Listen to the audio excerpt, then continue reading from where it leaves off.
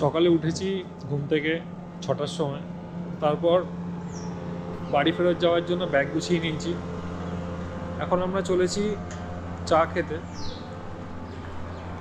আমরা আছি এমন একটা জায়গায় যেটা রাঁচির স্টেশনের কাছে গুরুদুয়ারা আছে। সেই গুরুদুয়ারার ঠিক পরের গলিতে আমাদের হোটেলটি অবস্থিত। হোটেলের নাম হোরাজ রিজেন্সি। চলো একটু চাটা খেয়ে আমাদের আজকে দ্বিতীয় দিনের প্ল্যান। আমরা আজকে বিভিন্ন ফলস আর ড্যাম দেখতে বেরোবো। সকালে চা বিস্কুট খেয়ে আমরা বেরিয়ে পড়লাম হোটেল সংলগ্ন যে রাস্তাটি রয়েছে, যেটা আমরা বলছি রাঁচি স্টেশন রোড, সেটা ধরে একটু হাঁটাহাঁটি করে নিলাম। সামনে একটি গুরুদুয়ারা দেখছেন। আমরা স্টেশনের খুব কাছাকাছি একটি হোটেলে ছিলাম। এই রাস্তার ঠিক বাঁদিকে রেলওয়ে স্টেশন, এই পাঁচিলটার ওপরে তার প্ল্যাটফর্ম, আর তার ঠিক উল্টো দিকেই আমাদের হোটেল। এখানে যে গুরুদুয়ারাটা আছে, সেই গুরুদুয়ারা সংলগ্ন বেশ কিছু গলি রয়েছে, যেটা মিশেছে হচ্ছে রাঁচি স্টেশন রোডের সাথে, এবং সেখানে আপনারা প্রচুর ধরনের হোটেল পেয়ে যাবেন। রাস্তার বাঁদিকে যেমন স্টেশন, ঠিক ডান দিকে পরপর খাবার দোকান বা হোটেল। সকালে চা খেতে খেতে ভাবলাম একটু বেরিয়ে নিই। ঘুরতে ঘুরতে আমরা চলেছি স্টেশন রোড ধরে। দেখুন এই রাস্তার ওপর অসংখ্য হোটেল। সুতরাং স্টেশনের সামনেই আপনারা হোটেল পেয়ে যাবেন এবং এখানে এসে আপনারা আরামসে রিল্যাক্স করবেন কিছুক্ষণ। তারপরে আপনারা আপনাদের গন্তব্য যেখানে ট্যুর করতে চান আপনারা পেয়ে যাবেন। এখানে গাড়ি প্রচুর রয়েছে, ট্যাক্সি থেকে শুরু করে টেম্পো ট্রাভেলার। আমরা এই এলিমেন্টস বলে যে হোটেলটি রয়েছে, এই হোটেলের গলিতেই আমাদের হোটেল। দি এলিমেন্টসের সামনে যে গলিটা চলে গেছে, এই গলিতেই আমাদের হোটেল। আমরা এখন চা খেয়ে মর্নিং ওয়াক সেরে হোটেলের দিকে ফিরছি। আগেই বলেছি এই গলির দুধারেও প্রচুর হোটেল রয়েছে। আমরা এখন যাচ্ছি আমাদের হোটেল দি হোরাজ রিজেন্সি। বলে রাখি, এই গলিতে বাঙালি খাবারের দোকানও কিন্তু আপনারা পেয়ে যাবেন।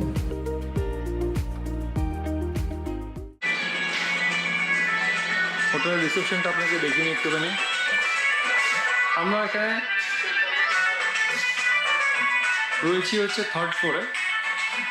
হোটেল লিফটের সুব্যবস্থা আছে, সিঁড়ি দিয়ে ওঠা যায়, বা আমরা এই অঞ্চল দিয়ে প্রবেশ করে আমরা লিফটে উঠি।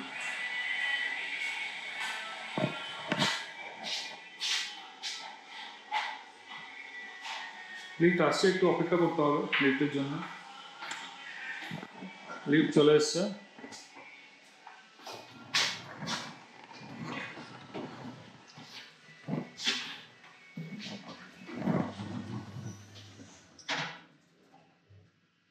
আমরা যাব 3rd ফ্লোর।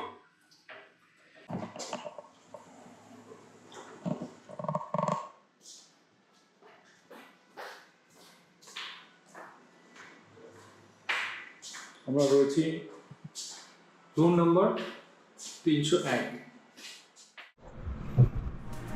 আজকে আমাদের সফরের দ্বিতীয় দিন। আমরা রাঁচি শহর থেকে প্রায় 43 কিলোমিটার দূরত্ব অতিক্রম করে পৌঁছবো সীতা ফলস দেখতে।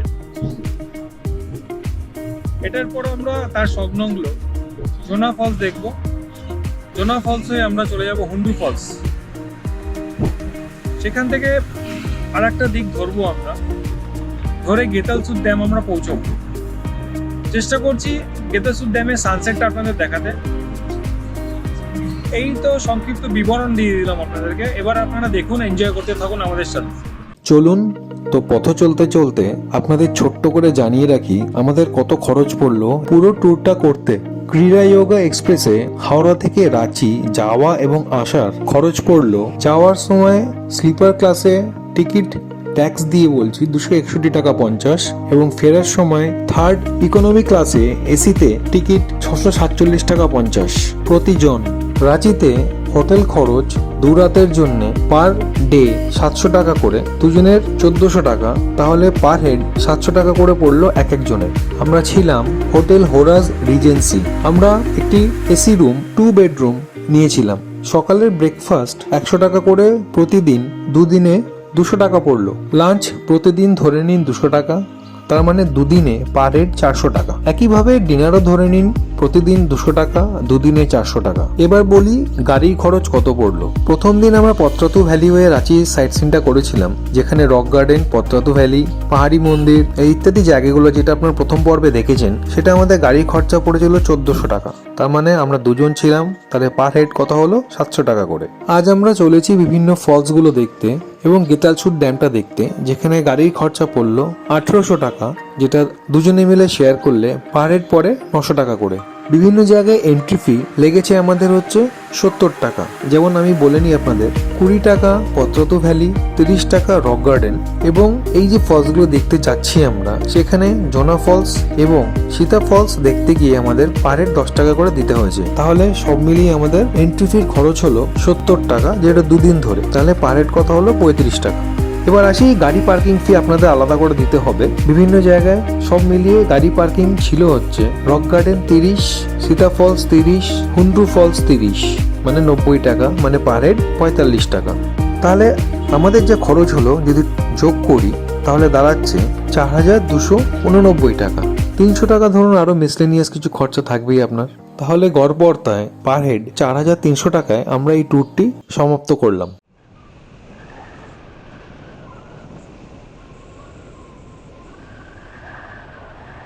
পাহাড়ের আঁকাবাঁকা পথ ধরে আমরা প্রবল গতিতে ছুটে চলেছি। রাঁচি শহর থেকে সীতাফলের দূরত্ব প্রায় 40 কিলোমিটার, যেতে সময় লাগে প্রায় 1 ঘন্টা। গাড়ি প্রচণ্ড গতিতে চলেছে, শুনুন হাওয়ার শব্দ এই শালবনের মধ্যে দিয়ে যখন আমরা যাচ্ছি। আমরা এখন চলেছি রাঁচি পুরুলিয়া রোড ধরে। সাধারণত যখন এই জায়গায় সবাই ভ্রমণ করতে আসে, জোনা ফলসটা আগে সেরে নেয়, কিন্তু আমরা উল্টোটা করছি। সীতা ফলস সেরে তারপর আমরা জোনা ফলস দেখতে যাব। চারিদিক নিস্তব্ধ, বন জঙ্গল, তার মধ্যে আমরা ছুটে চলেছি রাঁচির ঝর্ণা, বাঁধ এই দেখার উদ্দেশ্যে। আমরা এখন সীতা ফলস দেখতে নেমেছি। আমাদের গাড়ি সামনে দাঁড়িয়ে আছে, দেখুন। এখানে 30 টাকা গাড়ি পার্কিং চার্জ নিচ্ছে আর 10 টাকা করে এন্ট্রি ফি নিচ্ছে। দেখুন আমরা এই রাস্তাটা দিয়ে এসেছি, কি সুন্দর রাস্তাটা। সীতা ফলস দেখতে গেলে আমরা এখান থেকে প্রায় 350 সিঁড়ি নিচে নামবো, কিন্তু আমরা এখান থেকেই ফলসের জলের আওয়াজটা কিন্তু শুনতে পাচ্ছি। জানি না ক্যামেরায় কতটা আসছে। আমরা এদিক থেকে যাব, সিঁড়ি করা আছে, আমরা সিঁড়ি দিয়ে নামবো, 350 সিঁড়ি।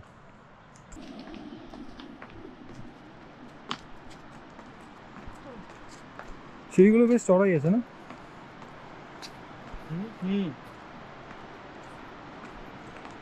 গুনছিস কত সিঁড়ি নামছিস? কিন্তু জুতোটা হালকা স্কিড করছে, জানিস তো। এমন একটা বসিয়েছে, টাইলস বসিয়েছে,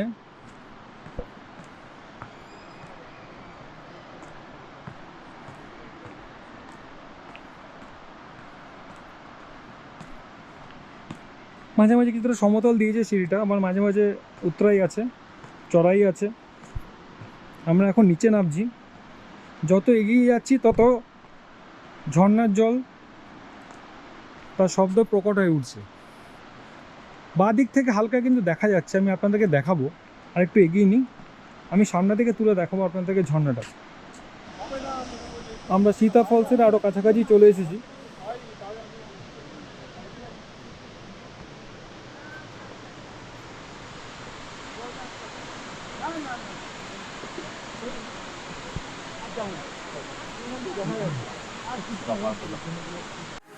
লাতেহার জেলার সবুজ বনের গভীরে অবস্থিত সীতা জলপ্রপাত ভ্রমণ আপনার জন্য এক প্রাকৃতিক সৌন্দর্য এবং প্রশান্তির এক শ্বাসরুদ্ধকর মরুদ্যান হবে।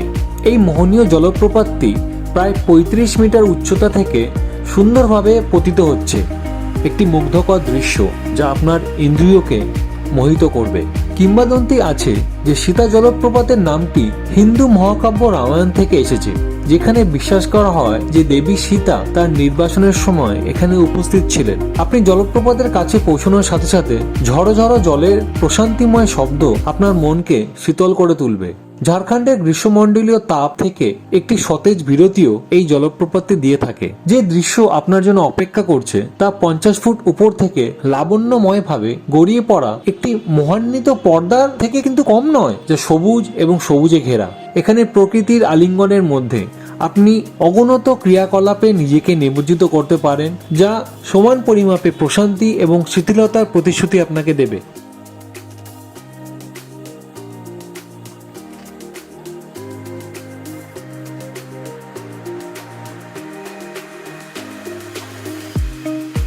এই জলপ্রপাতটি রাধু নদীতে অবস্থিত, যা সুবর্ণরেখা নদীর একটি উপনদী। আপনি যদি সান্ত্বনা এবং প্রশান্তির খোঁজ করেন, তবে সীতা জলপ্রপাতের নিচে প্রাকৃতিক পুলের জলে ডুবে আপনার মন এবং শরীরটাকে শিথিল করার উপযুক্ত সুযোগ পাবেন।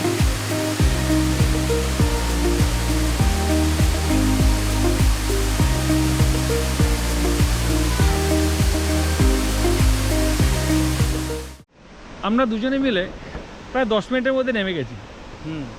এবার দেখা যাক কতক্ষণ লাগে সময় আমাদের উঠতে। আমাদের মাথার উপরে সীতা ফলস দেখছেন আপনারা।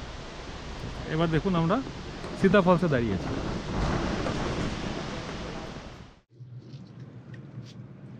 সীতা ফলস দেখে এবার আমরা যাচ্ছি জোনা ফলস দেখতে। সীতা ফলস থেকে জোনা ফলসের দূরত্ব প্রায় 3 কিলোমিটার, যেতে লাগে মাত্র 10 মিনিট। সীতা ফলস দেখে আমরা জোনা ফলসে দেখে এলাম। এখানে প্রচুর খাবারের দোকান রয়েছে। দুপুরে পারলে আপনারা লাঞ্চ এখান থেকে করতে পারবেন। বিশেষ করে এখানে যখন ফলস দেখতে নামবেন, তখন আপনারা দেশি মুরগির মাংসের ঝোল করতে পারেন, এটা অর্ডার দিতে হবে। ফলস থেকে ঘুরে আসার পর আপনারা লাঞ্চ সেরে নিয়ে আবার আপনারা আপনাদের যাত্রাপথে এগিয়ে যেতে পারেন। আমরা এখন জোনা ফলস দেখতে উঠছি। সময় লাগবে বেশ কিছুক্ষণ, কেন কি আমাদেরকে 722টা সিঁড়ি চড়তে হবে। এখানেও সিঁড়িগুলোকে আপনাদের দেখাচ্ছি, যথেষ্ট ভালো। আপনার সময় নিয়ে উঠবেন। বয়স্ক লোকদের বলছি, যাদের পায়ের সমস্যা আছে তারা কিন্তু খুব ভেবেচিন্তে এই জায়গাগুলো আসবেন। আমরা মোটামুটি একটা 1 ঘন্টা অ্যাভারেজ টাইম ধরেছি, যেখানে আমরা ওঠানামা করব। কিছুটা ওঠার পর রাস্তার দুধারে রেস্টুরেন্ট আপনারা পেয়ে যাচ্ছেন। এখানে প্রচুর সিকিউরিটি গার্ড দিয়েছে।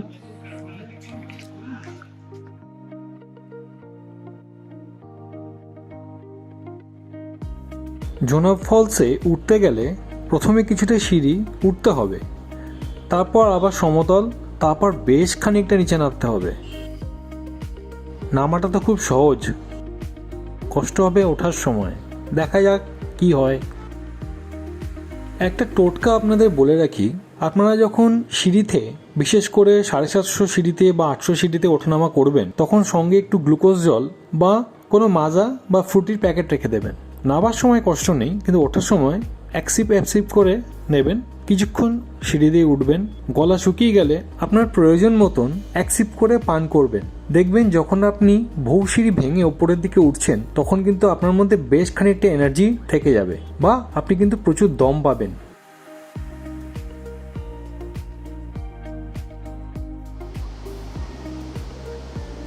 প্রায় 722টা ধাপ নেবে আমরা ফলসের কাছে চলে এসেছি।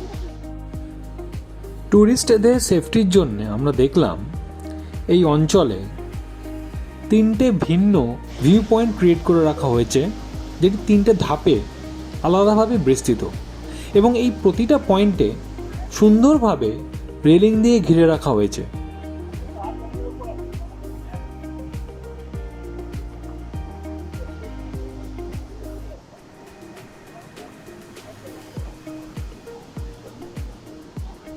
দেখুন এখান থেকে আরো কাছে আমরা চলে এসেছি।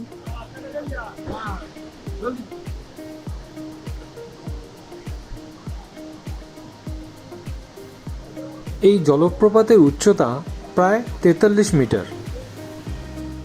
আপনারা দেখছেন জোনহা জলপ্রপাত। এই জলপ্রপাতটির আরেকটি নাম গৌতম ধারা। কথিত আছে ভগবান বুদ্ধ এখানে এসে নাকি ধ্যানমগ্ন ছিলেন। আমরা এখন দাঁড়িয়ে আছি জোনহা ফলসে। দেখতে পাচ্ছেন অসাধারণ লাগছে। ফলসটি ওপর থেকে পড়ছে এবং 3-4টে ধাপে ফলসটি নিচের দিকে ক্রমাগত চলেছে।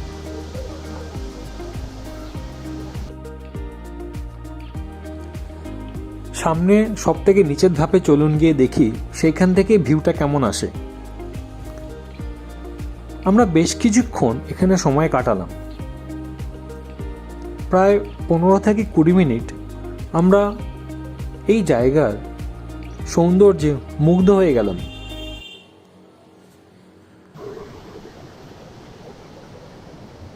ওইদিকে চলে গেছে।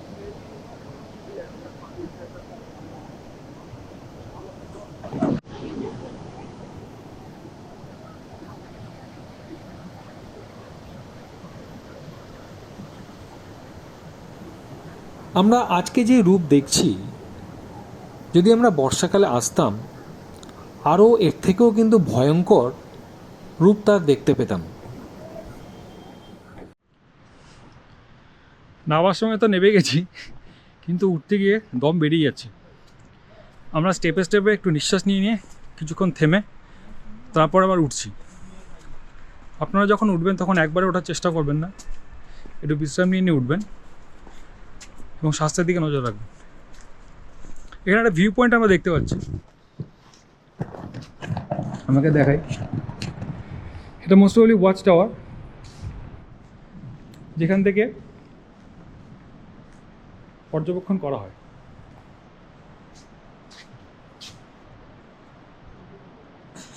জোনহা ফলস থেকে আমরা এখন হুন্ডু ফলসের দিকে এগিয়ে চলেছি। দূরত্ব প্রায় 40 কিলোমিটারের মতো। যেতে সময় লাগবে 1.5 ঘন্টা থেকে 1.5 ঘন্টা। ঘড়ির কাঁটায় এখন প্রায় 2:45। জোনহা ফলসে আমরা লাঞ্চ করে নিয়েছি। এখন আমরা গাড়িতে করে প্রায় 40 কিলোমিটার পথ অতিক্রম করে চলেছি হুড্ডু ফলস দেখতে। আমাদের এই যাত্রায় এটাই সব থেকে শেষ ফলস যেটা আমরা দর্শন করতে চলেছি। সীতা ফলস, জোনহা ফলস যতগুলি সিঁড়ি ভেঙে আমরা ওঠানামা করেছি তাতে একটু ক্লান্ত হয়েছি বই কি, কিন্তু এখনও যথেষ্ট স্বতঃস্ফূর্ততা আছে। কেননা আমাদের সব থেকে সেরা ফলস হুন্ডু ফলস দেখতে হবে, আমরা তাতেই উজ্জীবিত। পথে যেতে যেতে আমরা কিছু ছোট ছোট আদিবাসী গ্রাম অতিক্রম করলাম।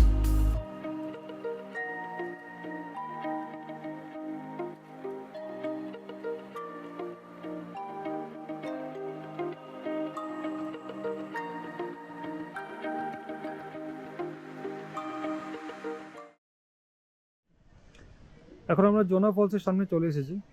আমাদের গাড়ি পার্কিং হয়েছে। এখানেও আপনারা রাস্তার দুদিকে খাবারের দোকান পেয়ে যাবেন। আপনারা যদি জোনহাতে লাঞ্চ না করেন তাহলে হুড্ডু ফলসের দিকে চলে আসবেন, এখানেও লাঞ্চ পেয়ে যাবেন। গাড়ি থেকে নেবে ডান দিকের রাস্তাটা ধরলেই আমরা পেয়ে যাব হুন্ডু ফলসের রাস্তা। জোনহা ফলস দেখে এবার আমরা হুন্ডু ফলসের দিকে এগিয়ে চলেছি। একটা কথা আপনাদের বলা হয়নি, এই যে ফলসগুলো আপনারা দেখছেন, এই ফলসগুলোর দেখতে গেলে আপনাদের কিন্তু পার্কিং ফি লাগবে, প্লাস পার পার্সন টিকিট লাগবে। যেমন সীতা ফলসে আমাদের পার্কিং ফি নিল 30 টাকা, হুন্ডুতে পার্কিং ফি নিল 30 টাকা, আর পার পার্সন টিকিট হচ্ছে 10 টাকা করে।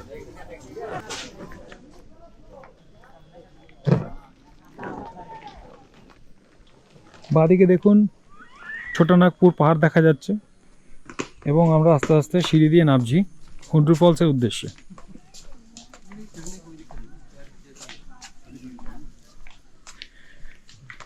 প্রায় 750 সিঁড়ি এখানে আপনাদের অবনমন করতে হবে ফলসে পৌঁছানোর জন্য।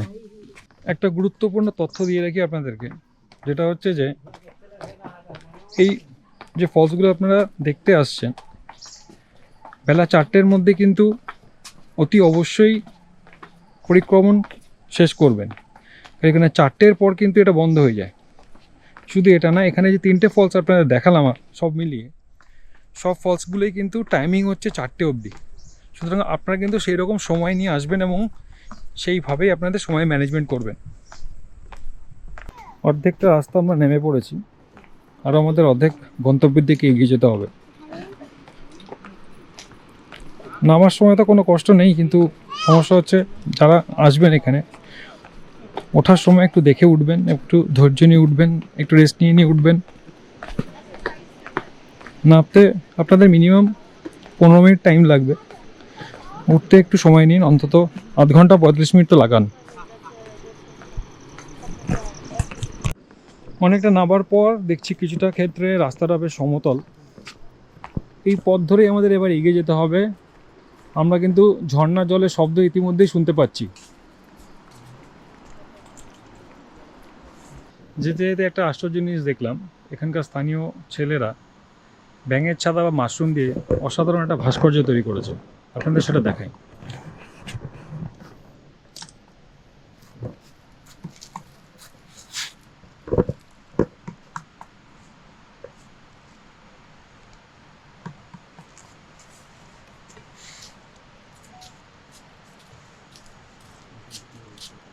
আরও কিছুটা এগোতেই আমরা দেখতে পেলাম হুন্ড্রু ফলসের এক ঝলক। সুবর্ণরেখা নদী দ্বারা গঠিত ক্ষুদ্র জলপ্রপাত 322 ফুট উচ্চতা থেকে এটি পতিত হয় এবং এটি রাঁচির সর্বোচ্চ জলপ্রপাতগুলির মধ্যে একটি হিসেবে বিবেচিত হয়। এই জায়গাটি রাঁচি থেকে প্রায় 45 কিলোমিটার দূরে অবস্থিত এবং এটি রাঁচিয়া পুরুলিয়া রোডের ওপর অবস্থিত। এই জায়গাটি এমন লোকেদের জন্য যারা ট্রেক করতে ভালোবাসেন বা প্রকৃতির তৈরি করা সুইমিং পুলে যা এই জলপ্রপাতটির নিচে তৈরি হয়েছে তাতে স্নান করতে ভালোবাসেন এবং কিছু শান্তিপূর্ণ সময় যারা কাটাতে চান। এটি পর্যটকদের কাছে একটি মনোমুগ্ধকর আভা প্রবাহের কারণে সৃষ্ট পাথরগুলি ক্ষয়ে ক্ষয়ে এক এক সময় বিভিন্ন আকৃতি ধারণ করে, যা জলপ্রপাতের সৌন্দর্যকে আরও বাড়িয়ে তোলে। বর্ষাকালে জলপ্রপাতের জলপ্রবাহ বেড়ে ওঠে এবং তা দেখতে আরও সুন্দর লাগে। গ্রীষ্মের সময় যখন জলের প্রবাহ কম থাকে, এই জায়গাটি রাঁচির মানুষের জন্য দুর্দান্ত এবং নিরাপদ একটি পিকনিক স্পট হয়ে ওঠে। সুবর্ণরেখা হাইড্রোল প্রকল্পটি ক্ষুদ্র জলপ্রপাতের আরও নিচে নির্মিত হয়েছে। এছাড়াও পর্যটকরা সুন্দর দৃশ্য দেখতে এখানে আসেন।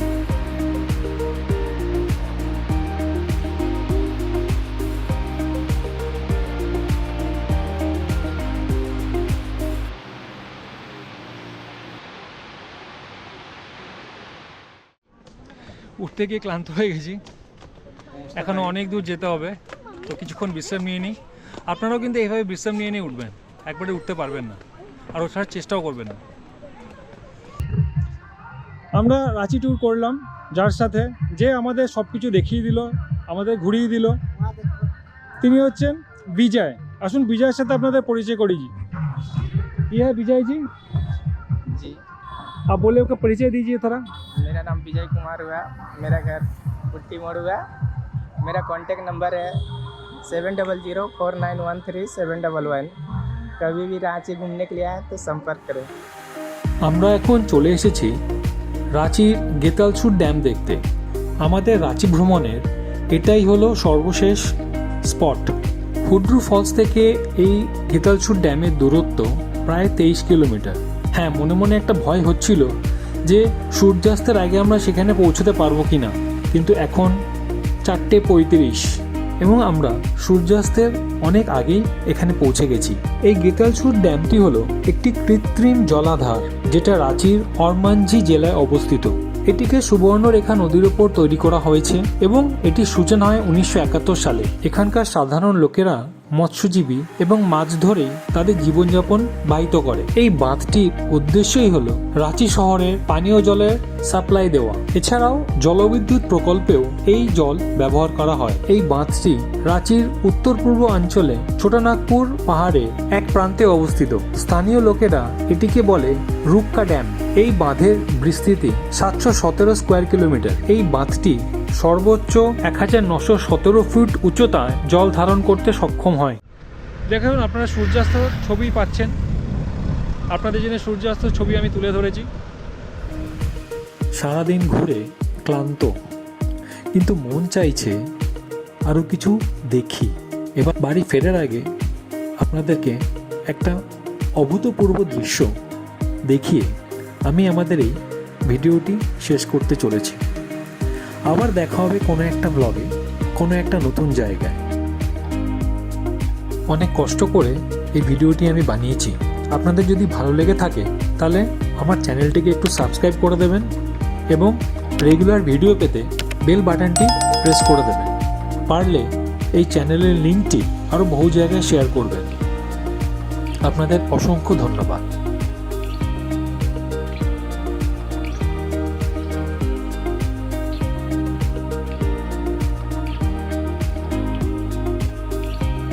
সকলকে বিদায় জানিয়ে আমি আমার এই ব্লগটি শেষ করছি।